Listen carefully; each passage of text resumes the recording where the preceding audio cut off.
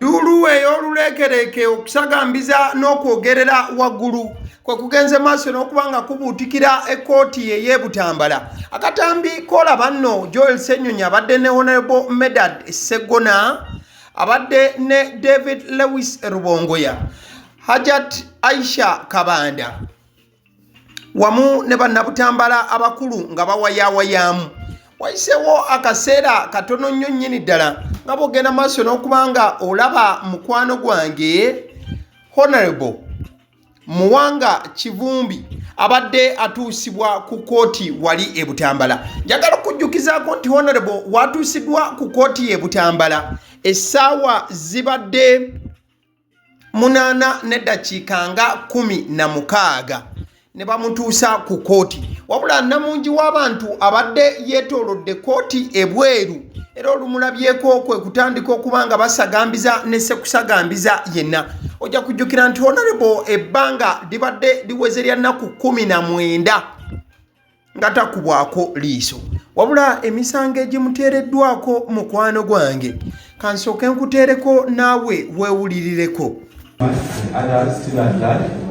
On the 9th day of July 2026, Muwanga Village, Gombe Ward, Gombe Town Council within the Butambala district, while addressing the public gathering, unlawfully incited members of the public to commit acts of violence against government officials and unlawfully overthrow the government of the Republic of Uganda by urging them to support his plans to wage war against the said power. That is count one. Count two. How do you feel on count one? Count two, it is managing unlawful society, contrary to section 53 of the Penal Code Act, Act 128. It is also alleged that you, Muwanga Kivumbi Muhammad and others still at large on the 9th day of July 2026 at Besigye Village, Gombe Ward, Gombe Town Council within the Butambala district, managed unlawful society by organizing, encouraging, or supporting unlawful society by organizing, encouraging, or supporting members of the public to rise up against the unlawful overthrow of the government of the Republic of Uganda. How do you feel in count?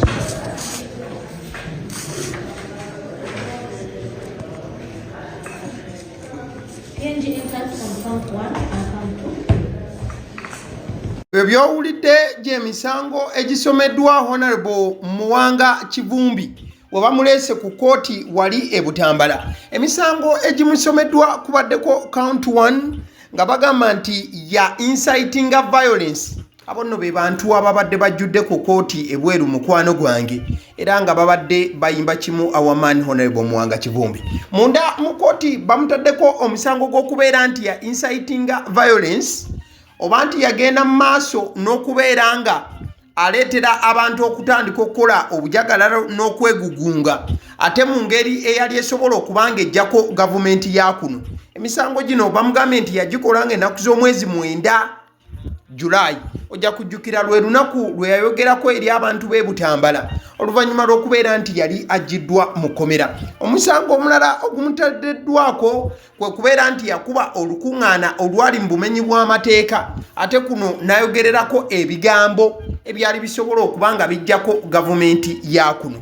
Kati nno amawulire agava mu kkooti ewali Dr. Kizza Besigye si malungi yadde eddakiika emu. Dr. Kizza Besigye azilise ng'omusango guli mu kugenda mu maaso. Wendikodingira emboozi eno ziri ssaawa 9 n'eddakiika 20 ennaku z'omwezi 29 Julayi 2026. Dr. Kizza Besigye has collapsed and the few leaders that were allowed in court have been denied access to him. The prison guards say they have called for an ambulance to take him to the hospital, writes Nyanjura Dorino Mtatina.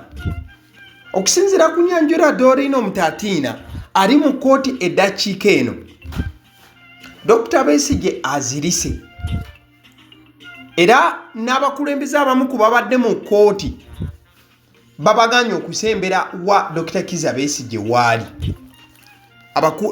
Abasirikale b'ekkomera ne bagamba nti bagenda kuyita ambulance emutwale.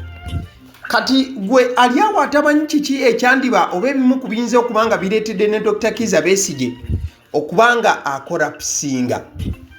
Wuliriza, omusango guli mu kugenda mu maaso eddakiika eno, wabula ekibuuzo kiri kimu nti Dr. Kizza Besigye bw'aba nga azirise guba gwa kugenda mu maaso.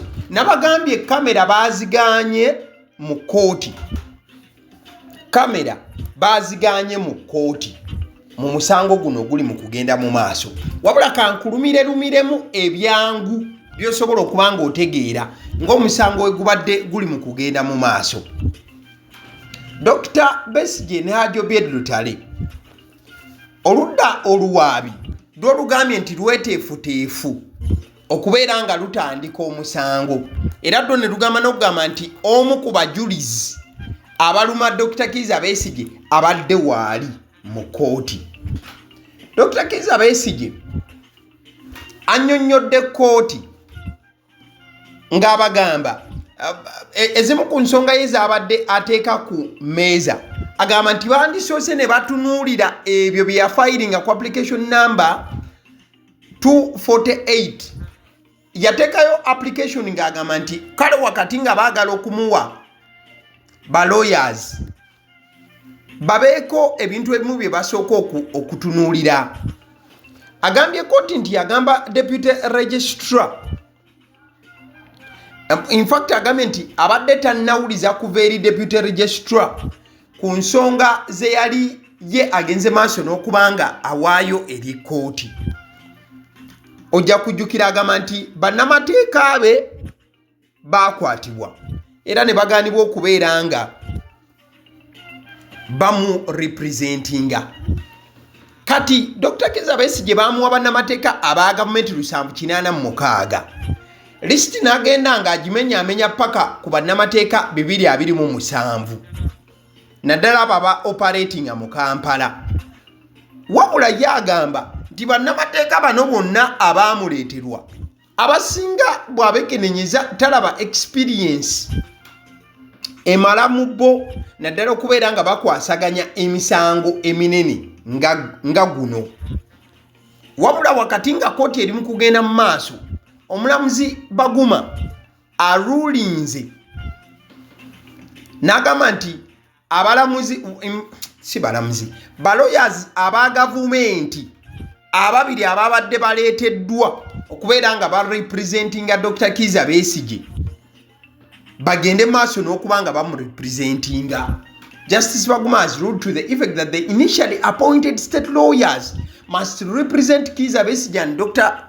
Ajobed Lutale, nti abo abasaliddwawo gavumenti ababiri balooya omulamuzi agambye nti bagende maaso n'okubeera nga bakiikirira Kizza Besigye. Wabula Dr. Kizza Besigye yagenze maaso n'okuba nga agamba kkooti interpreting bulungi article 28 ya constitution y'eggwanga ng'agamba nti kkooti yandigoberedde amateeka amajjuvu naddala okuba nti baweebwa abo abantu abakugenda maaso n'okubanga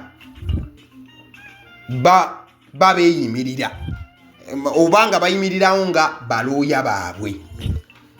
Kati bino byonna nga biri mu kugenda mu maaso, omulamuzi olumaze okugamba nti balooya ba gavumenti bali abaleeteddwa batandike okubanga babeera balooya ba Dr. Kizza Besigye ne Hajji Obed Lutale, abo ababiri abamuweereddwa, kooti n'etandikirawo okutojjera era omusango ne bagutandika. In fact, kooti baleeteddewo omujulizi asooka, omukulu amanyiddwa nga Andy Wilson Orlando. Gayo yabadde bagoberera omusango guno, kyemmanyi mwamulabyeko gayi muzungu, anti ffe bonna tubayita bazungu. Era bagenze maaso n'okubeera nti bamuleeta alayire.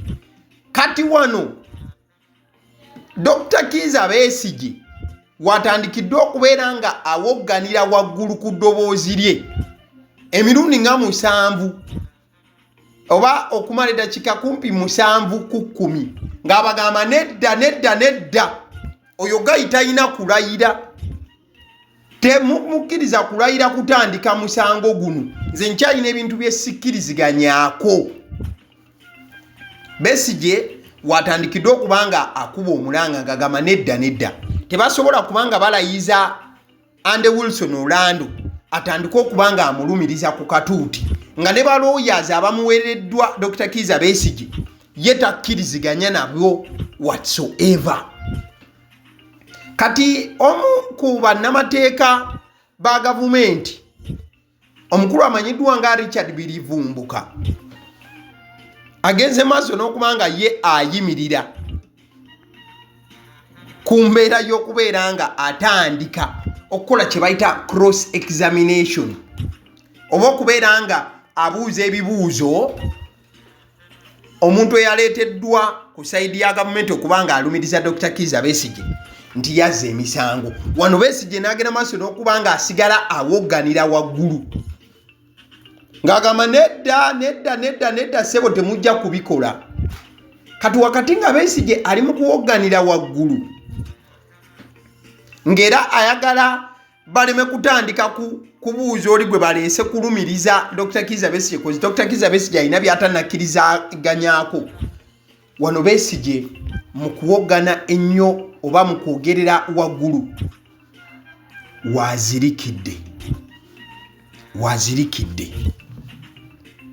wazirikidde anange. In fact, babadde bano abakulu aba prisons Besigye bw'abadde awoggana okulemesa oli gayi okwogera gwe baleese nga witness n'omusango ogenda mu maaso, ekigenze maaso n'okubeera nga kibaawo kozi babadde baagala kumusiba mikono kubaako engeri gye bamunyigira awo alekera awo okukola kyabadde akola. Kati akavuvuŋŋana ako ke kamuviiriddeko okubanga azirika. Ebintu si birungi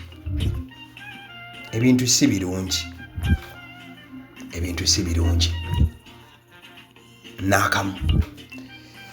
Kale bwe tubanga tuvuddewoko awo, olunaku lw'eggulo amawulire gaavuddeyo mu butongole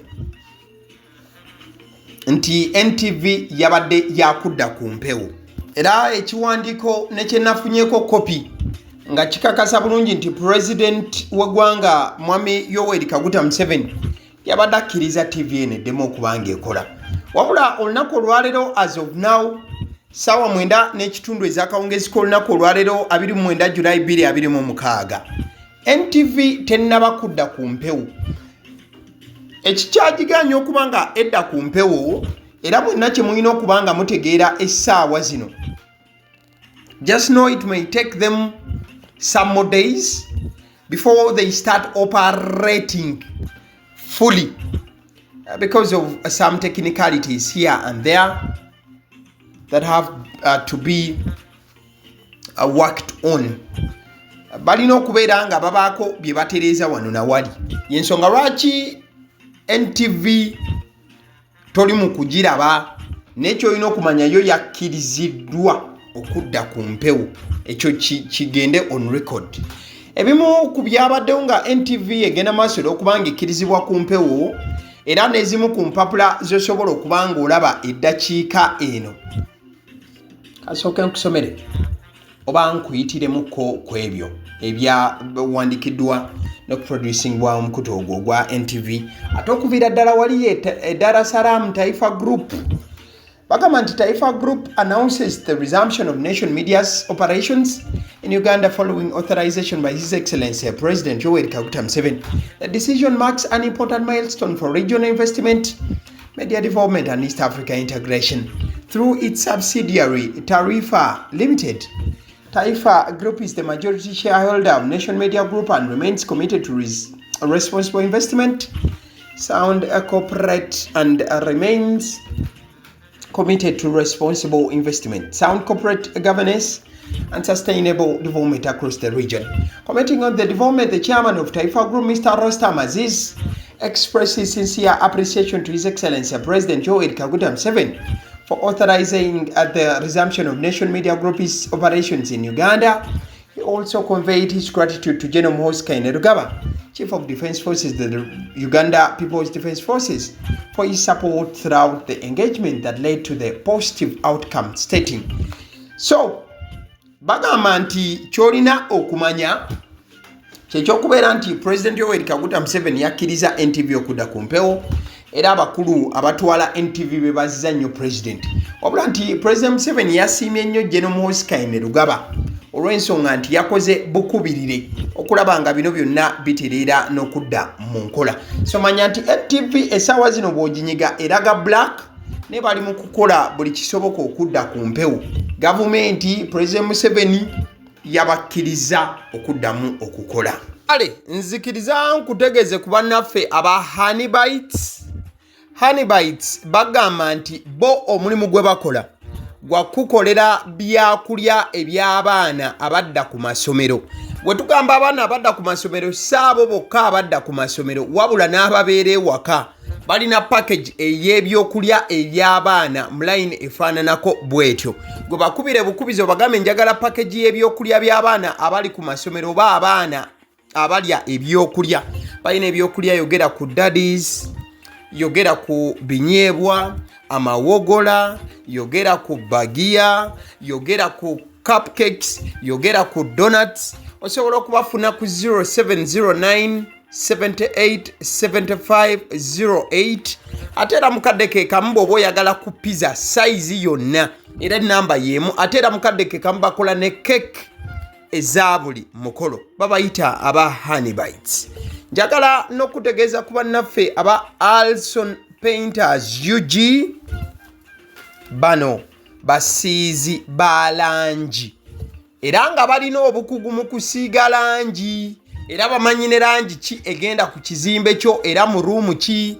Tebasobola kuddira langi yandigenze mu kisenge ate ne bagisiiga mu ddiiro ey'omu dining ne bagisiiga mu kinaabiro. Nedda, Alson Painters UG omulimu gw'okusiiga langi bagukugukira ddala. Basiiga ebizimbe okuviira ddala ku ruumu emu paka ku makalina n'amakalina. Gwe bakubira ebukubizo bagambe nti Alson Painters UG namaliriza okuzimba ekizimbe kyange. In fact ne bw'oba olina ekizimbe nga kikadde nga olaba langi yaakyo efaanana si bulungi, Alson Painters UG bazze kugonjoola ensonga eno. Bakubire ku 0705 193636 be bannaffe aba Alson Painters UG. Aba Sedi Omusunsuzi erinnya eryange yenze aba Sedi Omusunsuzi. Yenze atuula emabega w'omuzindaalo buli lunaku era ly'eddoboozi ly'owuliriza ku mukutu guno aba Sedi Omusunsuzi ly'eddoboozi eryo era ng'omukutu kwoli gwe guno ogwagaliwo. Nagamba nti information yonna gy'olaba ku channel eno tetugattamu kintu kyonna ate tewali kye tutoolamu. Information nga bw'eba eyingiddewo ffe bwe tugikwata ne tugikuwa. Kati gwe omulabi n'osalawo ki ekyokukozesa information eyo. Kati kyogenda okukola mukwano gwange bw'oba omaliriza okulaba vidiyo eno, likinga, commentinga ki kyolowooza, mukadde ke kamu subscribing aboba nga omukutu guno oli mupya ate era mukadde ke kamu sharingira mikwano gyo girabe video eno ate ne videos endala ku mukutu guno. Agaliwo YouTube channel mwebale kutulaba.